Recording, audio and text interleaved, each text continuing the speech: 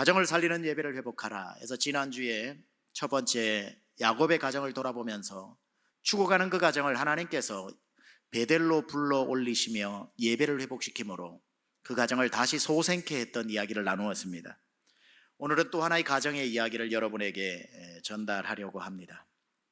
가정을 살리는 예배를 회복하라. 두 번째, 어느 교회를 가든지 어느 사이즈의 교회가 되든지 상관없이 그 교회를 가보면 이런 가정 꼭 있습니다. 어떤 집이 꼭 있냐면 대부분의 그 교회 성도가 한 번쯤은 그 집에 가본 적이 있는 그 집, 모였다 하면 그 집인 집, 모일 때가 마땅치 않아서 찾지 못할 때 가장 먼저 떠오르는 집, 언제 찾아가 봐도 성도들 몇 명이 먼저 와 손님이 성도가 끊어지지 않는 그 집. 이 설교 지금 하는 중에 여러분 머릿속에 떠오른 바로 그 집입니다. 어느 교회를 가도 항상 문을 활짝 열어놓고 사람들의 왕래가 잦으며 섬김을 실천하는 그런 가정들이 있습니다. 누구나 마찬가지겠죠. 현대를 살아가면서 우리의 집을 타인에게 내어준다는 것, 문을 활짝 열어준다는 것, 많은 헌신이 따릅니다. 집을 사서 집들이 한두 번쯤이야 누군들 못하겠습니까마는 지속적으로 가정을 열어서 자기 집을 사역의 현장으로 삼고 구역예배 모임으로 삼고 복음을 실어 나르는 선교센터가 되는가 하면 선교사님이나 주의 종들이 머물고 갈 수 있는 게스트하우스로 열어주는 경우는 정말 어려운 일입니다. 그런데 어느 교회를 가봐도 그런 집이 있습니다. 어느 정도로 헌신을 하냐면 모든 성도들이 저 사람은 자기가 좋아서 저 일을 한다고 오해받을 만큼 기쁘게 합니다. 저는 오늘 여러분에게 우리 모두 가정이 살아나기 위해서 또 하나의 가정을 여러분에게 소개하기를 원하고, 우리 모든 강남중앙 침례교회 사부 예배 참석하신 가정들이 이 집처럼 살아날 수 있는 그런 복이 있기를 축원합니다. 그 가정은 남들 살리려고 집을 열었는데 자기 집도 살아난 마가의 집입니다. 마가의 집. 예수님이 사도행전 1장에 승천하시고 난 뒤에 이제 갈릴리로 돌아가려고 하니까 예루살렘을 떠나지 말라고 말씀을 하시고 승천하셨습니다. 그 말 때문에 제자들이 다시 감람산에서 예루살렘으로 돌아오는 그 이야기에 언젠가 제가 성경을 사도행전 1장을 읽다가 한 문구에 제 시선이 고정되어지고 도무지 그 다음 구절로 넘어가지 못하며 저를 사로잡았던 한 문구가 있는데, 하루 종일 그 문구를 묵상하고 또 묵상했던 그 단어가 있습니다. 그게 오늘 저와 여러분이 읽었던 본문 중에 13절에 나오는 단어입니다. 들어가 저희가 유하는 다락에, 이렇게 시작하고 있는 이 짧은 문구가 저를 놓아주지 않았습니다. 저는 굉장히 궁금해지기 시작했습니다. 들어가 저희가 유하는 다락에. 저는 이 구절을 읽다가 굉장히 특이한 한 가지를 발견했습니다. 제 눈에 무엇이 특이했냐면 제자들이 너무나도 당연하게 이 집을 들어간다는 것입니다. 예루살렘을 떠나지 말고 주께서 약속한 성령이 올 때까지 기다리라는 그 말을 듣고 돌아오는 제자들을 사도행전을 눈을 씻고 봐도 어느 집에 가야 할지를 걱정하지 않습니다. 그들이 이곳에 며칠을 혹시 머물렀다 할지라도 이제 자기들은 갈릴리로 돌아가려고 했는데 다시 몇 날이 될지도 모르는 시간에 머물러야 하기 때문에 그 주인에게 다시 물어야 하는 염려도 찾을 수가 없습니다. 겸연쩍을까 봐 사람을 먼저 보내어 며칠 더 묵어도 되냐고 사람을 보내는 흔적도 없습니다. 너무나도 자연스럽게 이 사람들은 그냥 옆에 사람하고 방금 전에 있었던 이야기를 두런두런 나누면서 아주 오래된 습관처럼 자기들의 두 발은 이 집을 향하고 있는 이 모습이 참 많이 궁금했습니다. 너무나도 자연스러웠고 이 집으로 가는 그 발걸음이 늘 그래왔던 것처럼 몸이 습관처럼 기억해서 저절로 움직이는 이 집은 어떤 집인가? 실제로 오늘 13절 들어가 저희 유하는 다락이라는 이 성경의 헬라어는 에이스토 휘페론입니다. 에이스는 into, in, 안으로, 토, 영어로 더 정관사입니다. 휘페론 또는 아노게온이라고 하는 것은 upper room, 바로 다락입니다. 해석을 하자면 그 다락으로 이 말입니다. 토라고 하는 이 정관사를 쓰는 경우는 한 가지입니다. 모든 사람이 알 때 다른 설명이 필요 없이 그냥 그 다락방 하면 될 때 쓰는 단어가 토입니다. 제자들에게 서로 야 어디서 묵냐, 누구 집에 가야 하냐 물어볼 필요 없이 모든 제자들이 알고 있었던 그 다락방을 표현하는 것이지요. 그 다락방 하면 어딘데, 누구 집인데 하고 물어보지 않아도 제자들이 맞아 그 다락방 가면 되겠구나 하고 너무나도 모든 제자들이 알고 있었던 그 다락방, 그 집. 마치 친구들끼리 야 우리 밥 먹으러 가자, 어디 갈까 하면 그 집 가자 그러면 그 집이 어딘지 물어보지 않아도 그 집이 어딘지 다 아는, 여기서 가다 보니까 그때 그 집이라고 있더라고요. 야 이름 정말 잘 지었다, 그때 그 집. 야 밥 먹으러 가자 그러면은 친구들이 주소 줘봐, 카카오 맵으로 카톡 보내봐, 뭐 이렇게 어딘데 그 식당 이름 대봐 하지 않아도 그 집 가자 그러면 다 아는 The Restaurant, 그 식당. 빵집 가자 그러면 어느 빵집 안 묻고 당연히 외계인 방앗간이라는 것을 우리는 다 알고 있는 것처럼. 우리 성도님의 기업입니다. 많이 팔아주셔야 됩니다. 이런 식으로 그 다락방, 이 집이 어떤 집이냐, 왜 초대교회 이 사람들이 자기 집처럼 이 집을 익숙하게 여겼는가? 이 집은 예수님이 최후의 만찬을 나누었던 집입니다. 그리고 예수님 돌아가셨다가 부활하신 후에 40일 동안 머무셨던 곳이고 제자들을 앉혀놓고 마지막 당부하시던 그 집입니다. 예수님이 최후의 만찬을 하시기 이전부터 틀림없이 예수님은 생애 동안 7번 예루살렘을 방문하시는데 베다니에 머무시던 몇 번을 제외하고는 예루살렘에 머무실 때는 틀림없이 머무셨을 그 집입니다. The house. 그래서 저는 이제 여러분과 함께 이 집에 대해서 집중 조명해 보려고 합니다. 유난히 바빴던 집, 유난히 손님이 많았던 집, 도대체 이 집이 어떤 집이었는데 또 그것 때문에 어떤 복을 받았는지 한번 살펴보려고 합니다. 우리는 이 집의 이름이 마가의 집이라는 것을 알고 있습니다. 그런데 엄밀히 따지면 마가의 집이 아니라 마가의 엄마의 집입니다.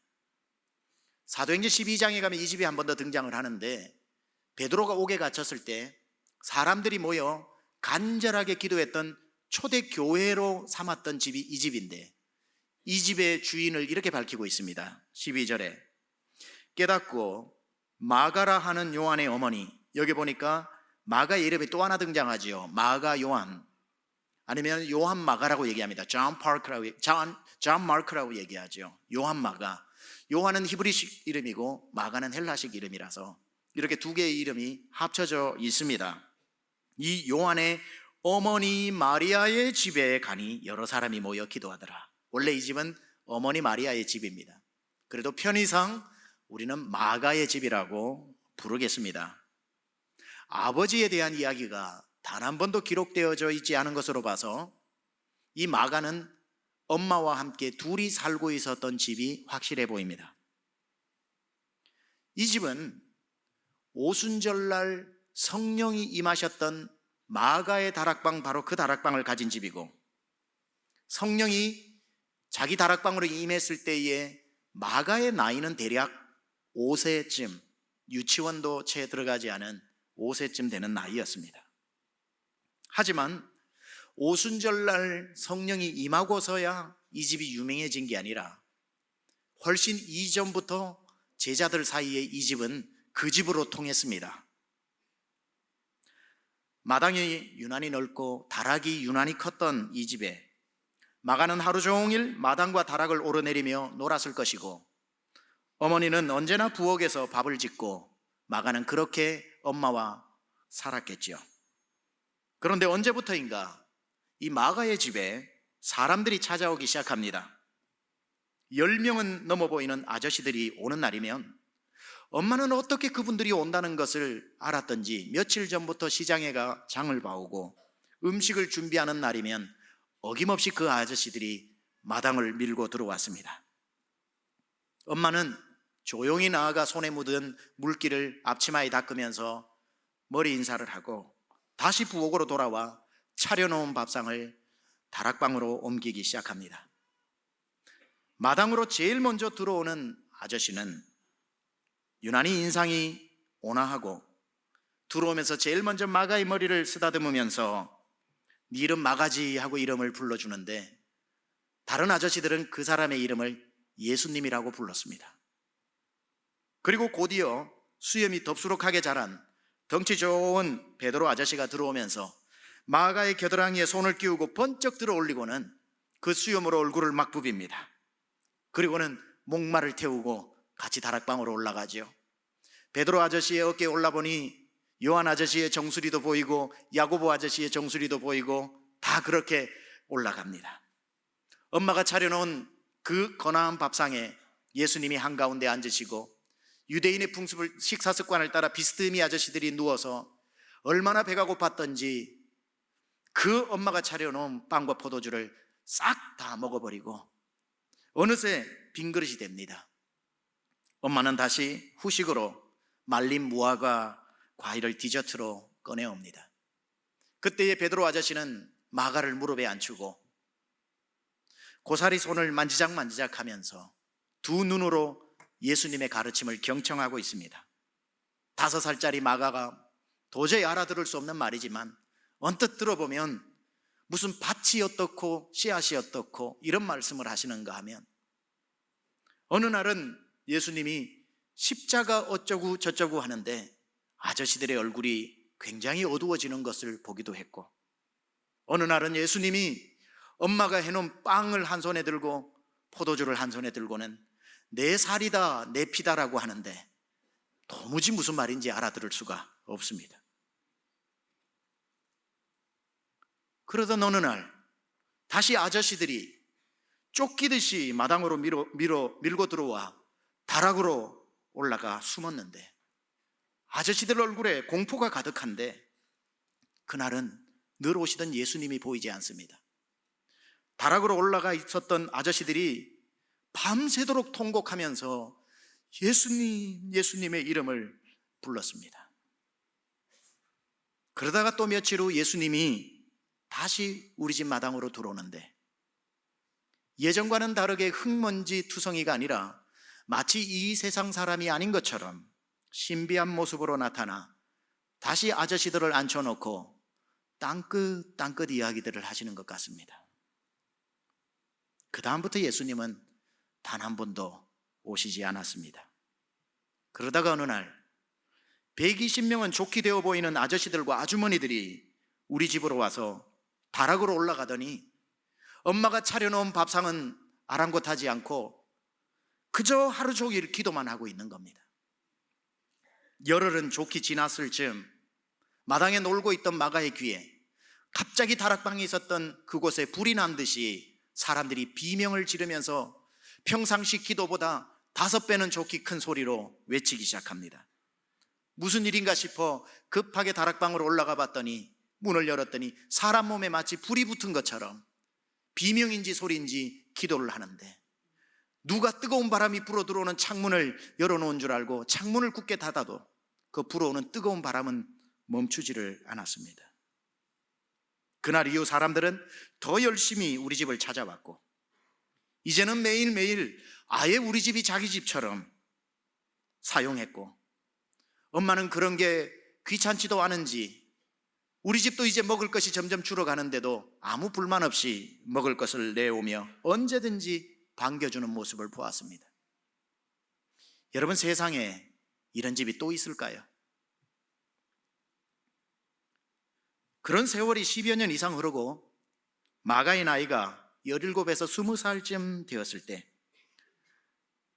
친외삼촌 바나바가 바울이라는 선교사님하고 선교를 떠난다는 소식이 들려오는데, 유난히 주님의 일에 욕심이 많았던 엄마 마리아가 예의 그 치맛바람을 10분 활용해서 오빠에게 마가를 제발 좀 데리고 가서 선교 훈련을 시켜달라고 합니다.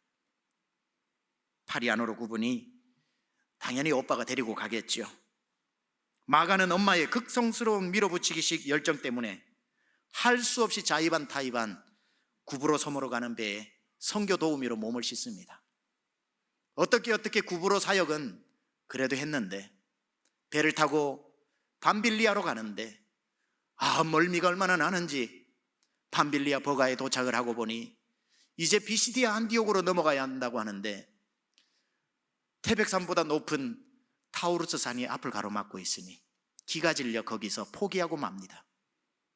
집으로 중도 포기하고 돌아오니 기대에 찼던 엄마는 그 얼굴에 실망과 아쉬움을 감추지 못하고, 요한 마가 자신도 자신 스스로에게 여간 실망한 게 아닙니다.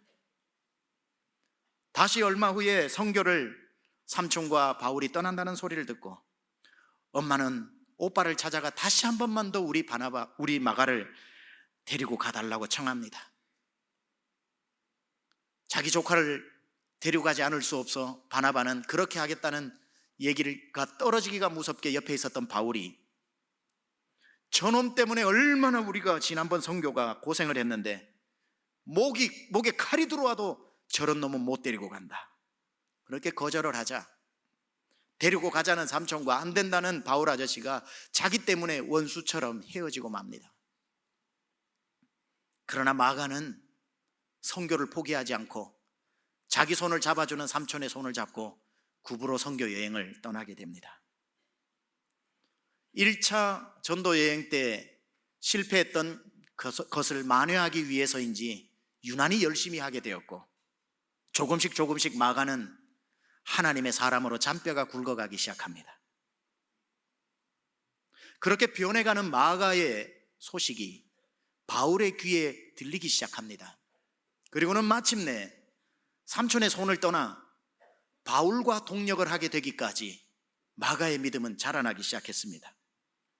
나중에는 저놈은 안 돼 했던 바울조차도 마가의 사역을 인정하게 되면서 1차 투옥, 로마의 1차 투옥 되었을 때에 골로새 교회 성도들에게 바울이 편지를 쓰면서 마가에 대한 자기의 소회를 이렇게 밝히고 있습니다. 골로새서 4장 10절에 나와 함께 갇힌 아리스다고와 바나바의 생질 마가와 괄호 열고 이 마가에 대하여 너희가 명을 받았음에 그가 이러거든 영접하라. 바울의 생각이 완전히 바뀌어져 있음을 이 문구를 통해 알 수 있습니다.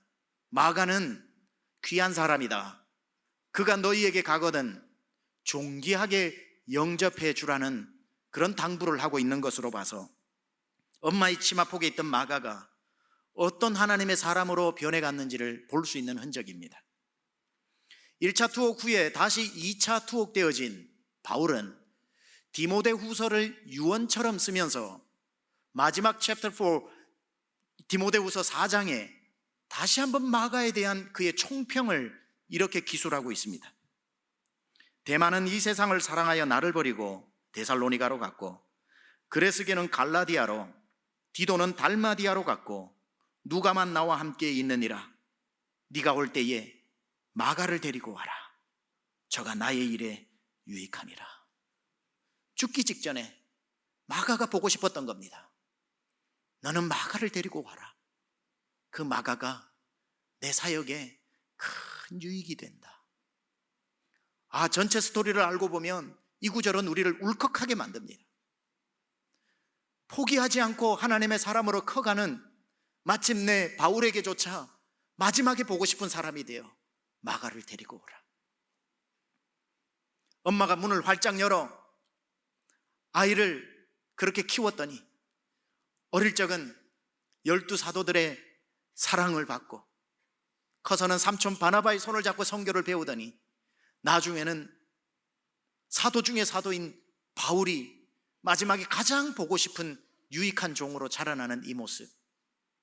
바울은 로마 감옥에서 목이 잘려 죽게 되죠. 이제 마가는 로마에 있는 베드로와 사역을 시작합니다. 로마에서 베드로를 만났다. 그 옛날 5살 때 자기 집 앞마당에 만났던 베드로를 이역만리 로마의 한복판에서 만났던 그 만남을 상상해 보십시오. 베드로는 자기가 쓴 베드로전서 5장 13절에 이 마가에 대해서 이렇게 표현하고 있습니다. 함께 택하심을 받은 바벨론에 있는 교회가, 로마에 있는 교회를 말하죠. 바벨론에 있는 교회가 너희에게 문안하고 내 아들 마가도 그러하니라. 베드로가 지금 마가를 He is my son, 내 아들이라고 표현하고 있습니다. 여기서 우리는 즐거운 본문에 입각한 상상을 해볼 수 있습니다. 마가는 이제 어른이 되었기 때문에 베드로가 알아볼 리는 만무하지만 마가는 베드로를 알아보겠죠. 흙투성이가 되어서 복음을 전하는 베드로 앞에 마가가 나타나서 아저씨! 누구신지요? 저요, 저 모르겠어요. 모르겠는데요, 누군지. 마가? 아니 왜 옛날에 우리 집에 오셔가지고 어릴 적 요한마가 네가 마가? 아니 마가? 손을 잡고 껑충껑충 뛰면서 끌어안고 네가 마가냐? 네가 어떻게 하나님의 사람이 되어 이 로마에서 나랑 만나냐? 너는 내 아들이다. 아마 그때부터 네 아버지 없으니까 그 집 가면서 베드로가 얘기했겠죠. 내가 네 아버지 해줄게. 내 아들 마가. 그러면서 베드로와 마가의 로마 사역이 시작됩니다. 그러면서 하루 종일 낮에 마가와 베드로는 주 예수 그리스도의 십자가의 죽음과 그분의 부활함으로 온 열방을 구원하는 부활의 기쁜 소식을 로마의 흙먼지 바람 속에서 전하다가 어둠이 찾아오고 저녁이 되면 저들이 유하는 집 옥상에 올라가 팔베개를 하고 하늘의 별을 바라보며 마가가 이런 얘기 하지 않았을까요? 아저씨, 저 별 너머에 예수님이 오늘도 우리의 수고를 보고 계셨겠지요. 그러자 베드로도 그 말을 하니 오늘 유난히 예수님이 보고 싶구나. 그 차에 마가가 이런 질문을 던집니다. 아저씨, 제가 궁금한 게 있어요. 뭐냐? 아저씨는 예수님을 어떻게 만났어요? 그 얘기에 베드로는 지그시 눈을 감고 자기 자신을 그 옛날 갈릴리로 데리고 갑니다. 그날은 고기가 안 잡히더구나. 밤새도록 내가 백발백중 내리면 올라오는 그곳인데도 안 올라오는 거야. 아무리 내려도 안 되대. 새벽이 밝아오는데도 안 되는 거야. 몇 번을 더 내리다가 할 수 없이 그날 호숫가로 빈배 빈 그물을 가지고 나와서 그냥 그물을 씻고 있는데, 떨어진 건 깊고 있는데 예수님이 그 아침에 나에게 오는 거야. 너 예수님 그 당시에 갈릴리에서 슈퍼스타였다? 마가가 침을 꼴딱이면서 그래서요. 그분이 이렇게 나한테 다가오는데 설마 나에게 올 리가 있나? 지나가겠지 했는데 그저 내 앞에 서는 거야. 그래서요. 그분이 내 이름을 알더라니까. 시몬아 하고 손을 내미는데 내가 그 손을 딱 잡았는데 이건 하나님 손을 잡는 것 같더구나. 그리고는 나를 따라오너라 하시는데 그 말을 거부할 수가 없어서 내 그물이고 배고 다 버려두고 쫓았지 않니? 아저씨, 그래서 예수님 만났군요. 이참에 질문 좀 드릴게요. 뭔데? 아니 그때 우리 집에 오셔서 빵하고 밥을 드시면서 예수님이 뭐 밭 얘기도 하고 뭐 씨앗 얘기도 하던데 그건 뭐예요? 그 말을 네가 기억하는구나. 그건 우리 마음에 옥토밭이 있고 가시밭이 있고.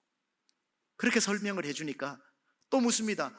그러면 예수님이 그 뭐 호수 위를 걸으셨다는데 아저씨도 걸었다는 얘기가 들리던데 맞나요? 그럼 너 물 위에서 걸으면서 예수님 얼굴 보는 기분 아니? 와, 너무나도 와. 그리고 아저씨 뭐 잃어버린 양 얘기도 하던데 그건 그때부터 쏟아지는, 어릴 적 들었지만 무슨 얘기인지 알지도 못하고 쏟아지듯이 내리는 그 질문에 베드로의 대답이 이어지면서 하루가 일주일 되고 일주일이 한 달 되면서 그 밤에 아저씨 잠깐만요 안 되겠어요 하고 달빛 아래 파피루스 종이를 열어서 그 얘기 하나하나를 적어 나가는데 거기에 성령께서 감화감동하여 적어 내려간 것이 마가복음입니다. 마가복음. 다시 그 마당 그 집으로 가봅시다. 한 아이가 마당에서 사철 발벗고 뛰놀고 아저씨들은 제 집처럼 드나드는 그곳에 어머니가 우리 애 보호한다고 문을 걸어 잠궜더라면 예수님도 오시지 않았을 거고 베드로도 못 만났을 거고 바울도 못 만났을 거고 엄마가 문 한 번 시원하게 열어준 것, 그것 때문에 그 집은 제자들이 다 아는 그 집이 되었고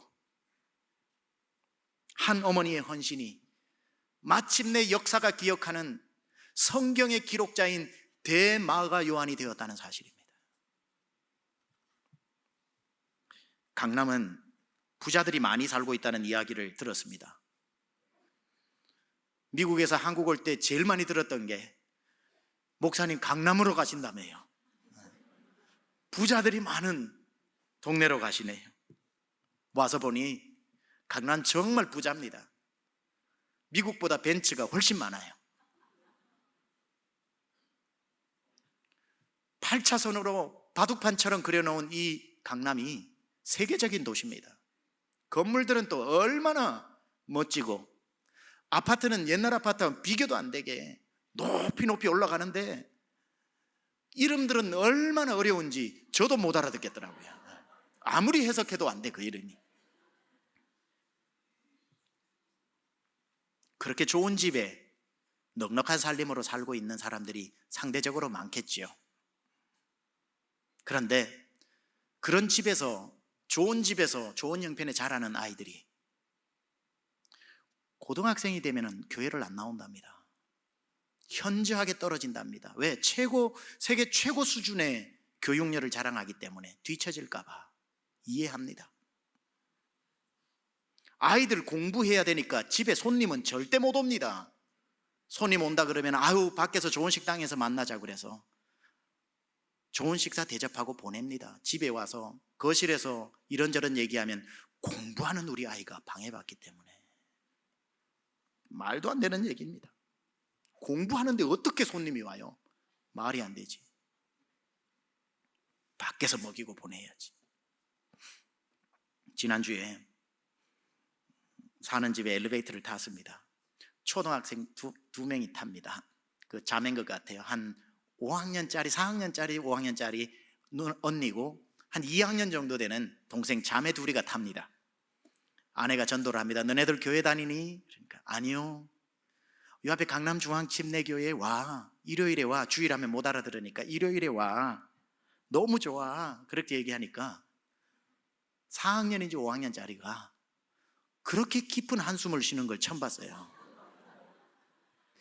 에고 그러더라고요. 걔가 한 번도 못 들어봤던, 4학년에게 한 번도 못 들어봤던 탄식 소리입니다. 그러면서 에고 하고 뭐라 그러냐면 시간이 없어요 그래요. 4학년짜리가 에고 시간이 없어요 하는데 옆에 있는 2학년짜리로 보이는 애가 끄덕이고 있어요. 아이들이 이미 정해진 공간에, 정해진 장소에, 세상은 넓다는 말만 들었고 텔레비에서만 봤지 한 번도 넓은 세상을 보지 못한 채 닭장 안의 닭처럼 살아갑니다. 그렇게 키워놓고 부모의 욕심은 뭐냐면 세상을 다 가져라 그럽니다. 세상을 움직이는 사람이 되게 해달라고 기도합니다.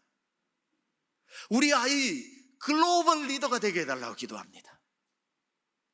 제가 아는 미시건 대학교에 의대 교수로 있는 분이 있습니다. 어릴 적에 부모님이 이분을 데리고 이민을 갔죠. 그리고는 키워놓고 태어나고 난 뒤에 이분에게 엄청나게 교육열로 공부를 시키는 겁니다. 당연하겠죠. 근데 이 아이라고 합시다. 이 아이가, 이분이 어릴 적에 굉장히 똑똑한 거예요. 화가 나서 엄마한테 묻습니다. 엄마, 나 독수리 맞지? 그러니까 엄마가, 그럼 너는 독수리야. 하늘을 날아가는 독수리야. 그러니까 이렇게 대답합니다. 근데 왜 나 병아리로 키워? 나 독수리인데 왜 병아리로 키워? 엄마가 거기서 큰 걸 깨닫는 겁니다. 독수리로 태어나도 병아리로 키우는데 세상을 나중에 날아가래요. 날개 다 꺾어놓고 기능 다 퇴화시켜놓고 날아가래요. 오늘날 집도 좋고 손님 대접할 형편도 되는데 집을 열지 않는다는 게 문제입니다.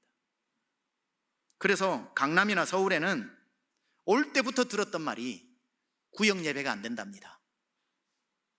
1년 가도 손님 한 번 왔다 가지 않는 집들이 많답니다. 선교사님이 와서 자고 가는 경우는 없습니다. 호텔에서 재우면 되는데 뭘 우리 집에서까지. 대신방 기간이라서 목사님들 가서 기도 한 번만 하겠다고 해도 우리의 공부해야 되니까 문 못 열어줍니다. 금쪽 같은 시간을 어떻게 내줍니까? 집은 큰데 아무도 오지 않는 집이 되어버렸습니다.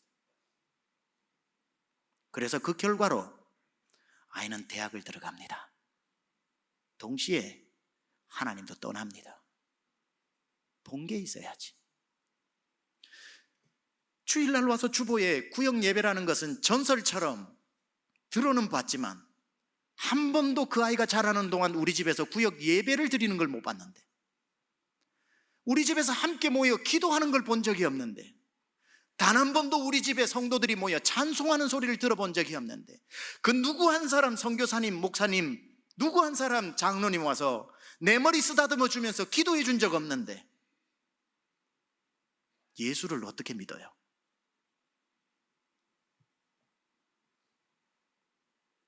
어른이 되어가지고 문득 자기를 돌아보면 내가 개인적으로 아는 선교사님이 한 명도 없다는 사실,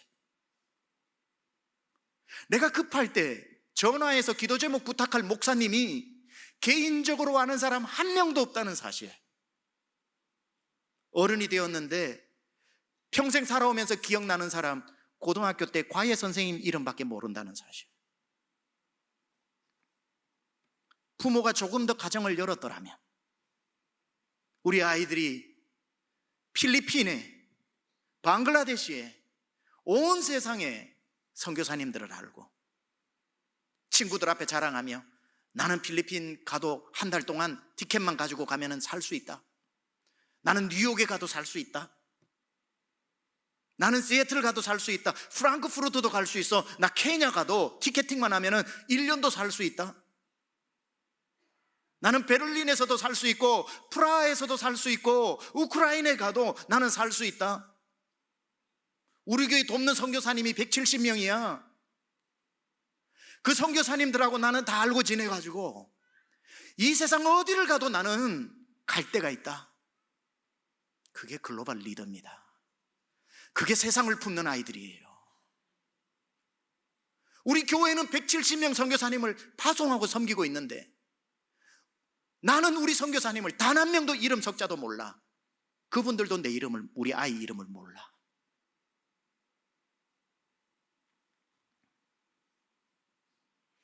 여러분, 온 세상을 가도 나를 아는 사람이 있는 그런 사람으로 키워야 됩니다. 정말 강남에는 스카이캐슬 엄마들은 많은데 마가의 엄마 같은 엄마들은 없는 것입니까? 정말 강남에는 이제 마가 같은 영적 거인이 나올 수 있는 생태계는 파괴된 것입니까? 더 이상 강남 땅 어느 아파트에도 마가의 다락방에서 들려왔던 찬송 소리는 못 듣는 것입니까? 그때 드렸던 그 예배는 여러분의 자녀들이 여러분의 집에서 절대로 구경 못하는 것입니까? 가정을 살리는 예배는 성경에나 나오는 거지 강남 땅에서는 불가능한 것입니까? 저는 이런 즐거운 상상 해봅니다. 저 베를린에 선교사님 컨퍼런스가 있어서 다 모여서 밥을 먹다가 한 분이 강남에 그 집 알아? 하면 앞자리에 앉아있던 분이 어느 집? 하면 1시간을 설명해도 모르는 그 집이 아니라, 저는 여러분 집이, 한 선교사님이 그 집 알아? 그러면 The house, 그냥 그 집이라고 말했는데도 설명 필요 없이 그 집, 그 집, 그 선교사님 중에 그 집 모르는 사람이 없는, 그 집 아이 이름 아냐고 하면 그 집 아이라는 말로 다 통하는, 그 집 첫째 아들 둘째 딸로 통하는 그런 자녀 우리 만들어내야 하지 않겠습니까? 성경에 나오는 가장 위대한 가정교육은 바로 이 마가의 집에서 일어난 이 기적입니다. 뭘 했습니까? 엄마가 문 열어두고 식사 몇 끼 대접한 거지만 그 열린 문에 예수님이 들어오셔서 마가에게 안수했고, 베드로가 와서 끌어안아주고, 모든 12제자가 그 아이로 통했던 이 아이가 어찌 하나님 나라 거인으로 안 자랄 수가 있겠습니까? 우리가 우리의 집을 열면 하나님도 여러분 가정을 향해 하늘문을 여실 겁니다. 가정을 살리는 예배, 마가의 집 같은 역사가 우리 성도님들의 가정에도 넘쳐날 수 있기를 우리 주 예수 그리스도 이름으로 축원합니다. 우리 한번 이 찬양 부르기를 원합니다. 설입니다. 가족들이 오는 집도 있으실 테고 이제 예배 마치고 가야 하는 분도 계실 텐데, 설 명절에만 왁작지근한 집이 아니라 오늘로부터 주여 우리 집이 믿음의 사람들이 와서 이 우리 집에 드리워진 어둠을 쫓아내는 합심 기도가 있고, 우리 아이들 옆에서 아무것도 모르고 철모르게 노는 것 같지만 그 아이들이 우리 기도 소리로 귀로 먹는 보약을 먹어서 영적인 근육이 자라고 영적인 뼈가 자라는, 세상이 감당치 못할 하나님의 자녀들을 키워내는 그런 예수만 섬기는 가정 되게 하여 주옵소서. 우리 한번 일어나 찬양하겠습니다.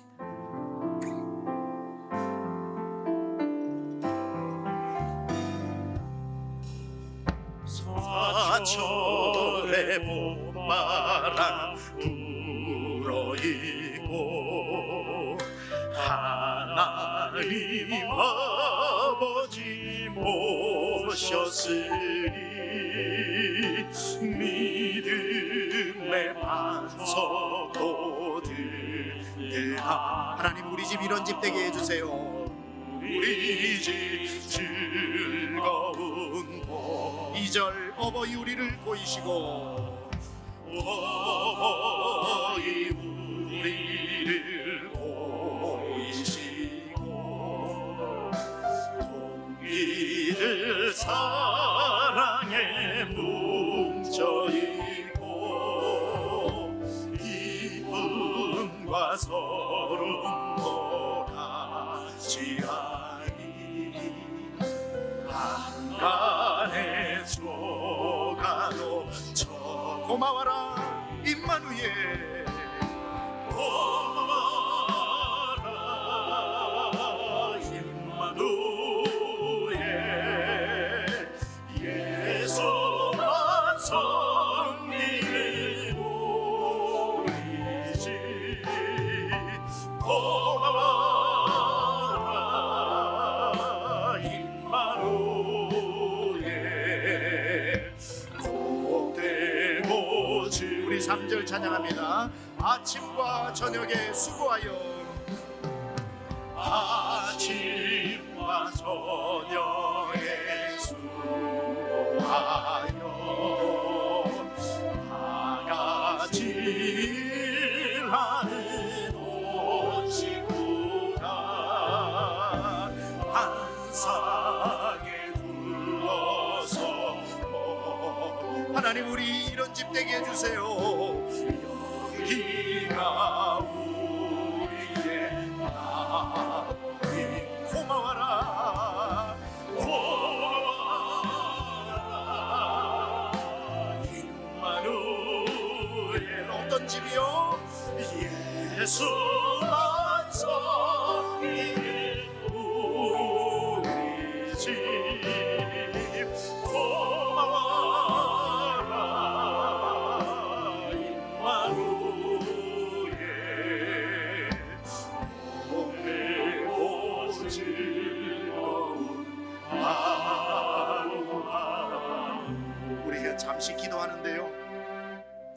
잠시 기도할 때 여러분 집에 찬송 소리가 멈춘 지가 얼마나 오래되십니까? 성도들이 와서 하나님이 이 집 좀 살려주세요 하고 자기 문제처럼 기도해 주던 그 사람들이 여러분의 집을 찾아온 적은 언제적 일입니까? 오늘 다시 하나님, 우리 집을 살리시기 위해 우리가 문을 열 때 하나님의 사람으로 우리 집을 채워주셔서 하나님이 하늘로부터 주시는 축복의 문도 열리게 하여 주셔서 우리 집 마가의 집처럼 대대손손 믿음의 명문가를 이루어 하나님 선교의 허브가 되고 하나님 아버지 하나님 나라를 전하는 하나님 그 통로가 되는 우리 가정이 되게 해달라고 이 시간 우리 주님 앞에 한번 기도하겠습니다. 기도합시다. 하나님 아버지, 이 시간 우리가 하나님 앞에 기도합니다.